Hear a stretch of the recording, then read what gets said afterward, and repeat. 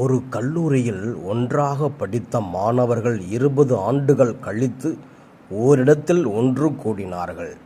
அப்போது தொழிலதிபராக இருந்த ஒருவர் மனநல மருத்துவராக இருந்த ஒருவரிடம், 20 ஆண்டுகளுக்கு முன்பு நீ எப்படி இருந்தாயோ அப்படியே இளமையாக இருக்கின்றாய். மனநல மருத்துவரான நீ நாள் முழுவதும் உன்னிடம் வரும் மனநோயாளர்கள் சொல்வதை கேட்டு கேட்டு உனது முகத்தில் சுருக்கங்கள் விழுந்திருக்கும் என்றல்லவா நினைத்தேன். மாறாக நீ அப்படியே இருப்பது வியப்பாக இருக்கின்றது என்றார். அதற்கு மனநல மருத்துவர் அவரிடம், நான் என்ன என்னிடம் வரும் நோயாளர்கள் சொல்வதை அப்படியே கேட்டு கொண்டிருப்பேன் என்றா நினைக்கிறாய்? அதெல்லாம் சும்மா என்று சிரித்து கொண்டே சொன்னார். மனநல மருத்துவர்கள் தங்களிடம் வரும் நோயாளர்கள் பேசுவதை கேட்க வேண்டும் அல்லது செவிமடுக்க வேண்டும். அவர்களே தங்களிடம் வரும் நோயாளர்களுக்கு செவிமடுக்கவில்லை என்றால் என்ன செய்வது?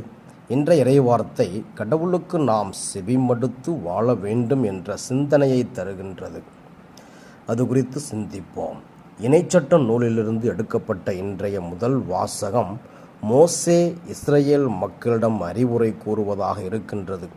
எதை பற்றிய அறிவுரை எனில், இஸ்ரேல் மக்கள் ஆண்டவருடைய திருச்சட்டத்திற்கு செவிமடுத்து அதை கடைபிடித்து வாழ்வது பற்றிய அறிவுரை.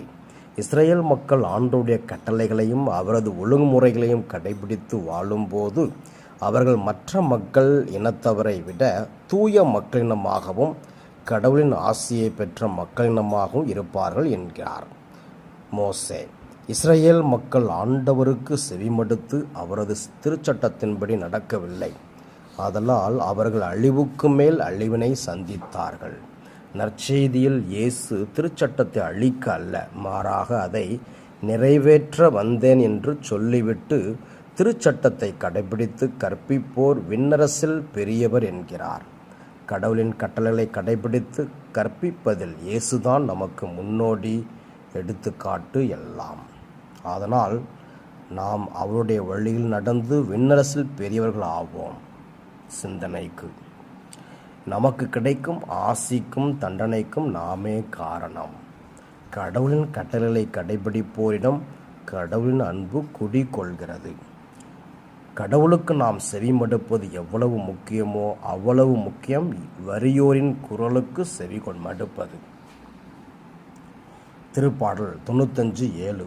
இன்று நீங்கள் ஆண்டவரது குரலுக்கு செவி கொடுத்தால் எத்துணை நலம்.